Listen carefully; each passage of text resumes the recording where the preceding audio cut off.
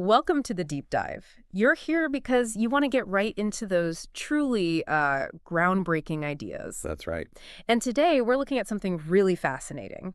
A discovery that, well, it challenges how we typically think about inheritance. Yeah, it really does. Forget that simple picture of genes just passing straight down. This might be a real, aha moment for some folks. Absolutely. We're diving into some work from the University of New South Wales, UNSW in Australia. Okay. And what they found, essentially, is that offspring can show traits influenced by a mother's previous sexual partner. Even if that partner isn't the biological dad. Exactly. Even if he's not the biological father. It's a kind of, well, they're calling it a new form of non-genetic inheritance. Wow. That sounds almost like old folklore, doesn't it? Telegony. It does have echoes of that, yeah. Yeah. So like that idea goes way, way back. Ancient Greece, actually. Right. And, it's pretty popular for a long time, but then it got pushed aside, sort of discredited, really, when modern genetics arrived in the early 1900s. Because genetics seem to explain everything, right? The DNA blueprint. Pretty much.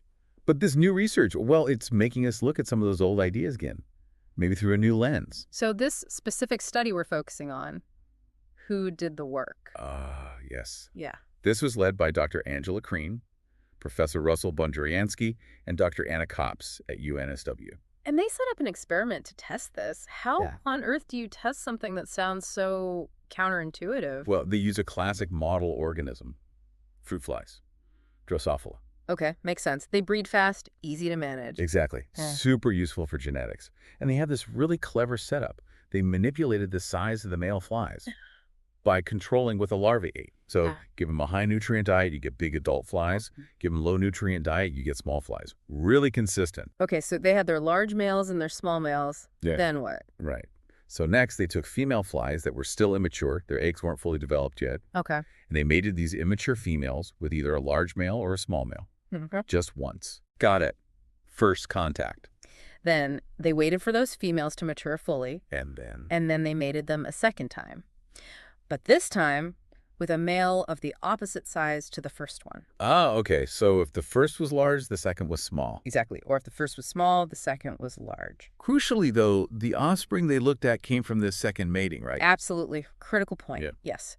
The second male was the actual genetic father of the offspring they studied. So what did they find? This is the juicy part. It really is. The finding was pretty startling, the size of the baby flies. It was determined by the size of the first male the mother mated with. Not the second one. Not the biological dad. Nope. Not the second male who actually sired them. It was the condition of that first male partner. Wow. Dr. Crean had a great quote on this. She said, even though the second male sired the offspring, offspring size was determined by what the mother's previous mating partner ate as a maggot. Ate as a maggot? That's quite something. So the first male's diet influenced offspring he didn't even father. That's what the data showed. How? What's the proposed explanation for that? It seems to fly in the face of basic genetics. Well, the researchers have a hypothesis. It centers on the seminal fluid. The fluid itself, not the sperm. Exactly. Not the sperm's DNA. They suggest that molecules in the seminal fluid of that first mate get absorbed by the female's immature eggs. Absorbed. Okay. And these molecules, somehow, they stick around or influence the egg development environment. So they kind of leave an imprint. That's the idea. An imprint that then influences the growth and development of offspring conceived later with sperm from a completely different male. So the seminal fluid is carrying some kind of non-genetic message. That affects future kids. Potentially, yes. That's the mechanism they're proposing based on their results. That really does complicate things, doesn't it? Our whole view of how traits get passed down. It certainly does. Like Dr. Crean said, this discovery complicates our entire view of how variation is transmitted across generations. It's not just about the genes you inherit. It opens up, well, like she said, exciting new possibilities and avenues of research. Definitely.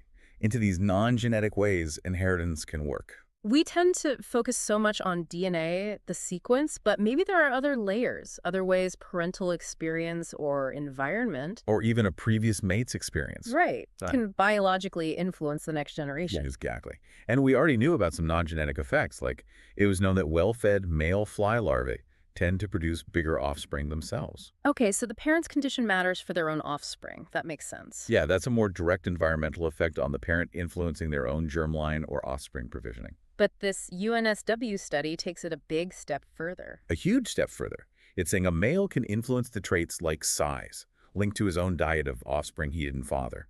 Offspring sired by a completely different male later on. Precisely. It suggests males can transmit some of their acquired characteristics, things influenced by their environment, non-genetically. That forces a pretty big rethink of the strict gene-centric view. It really does. It points towards a more fluid interaction between experience and inheritance. Now, we need to be careful here, right? This was in fruit flies. Absolutely crucial caveat, yes. This specific mechanism, this finding, is documented in Drosophila. So we don't know if this happens in, say, other insects, Or- or birds, or us. We don't. Yeah. That's the next big question. Does this telegony-like effect, mediated by seminal fluid molecules, exist in other species? That needs a lot more research. It's definitely something for people listening to think about. Could similar things be happening elsewhere in nature? What molecules are involved? So many fascinating questions spring from this. And it brings us back to that whole history of telegony. You mentioned Aristotle. Yeah, and it wasn't just ancient philosophy. Apparently in the 1300s, royalty were concerned about it for lineage purity. Seems so.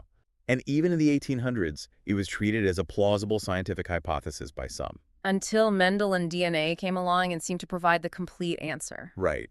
Genetics provided such a powerful, clear mechanism genes on chromosomes that telegony just didn't seem necessary or possible within that framework. It faded away. So is this new research basically saying telegony was right all along?